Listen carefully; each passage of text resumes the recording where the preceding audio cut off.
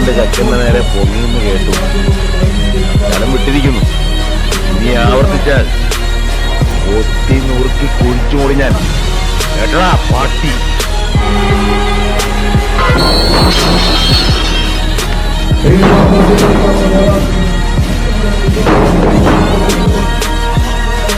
എന്റെ അനുജന്മാരെ തല്ലിക്കുമല്ലേ?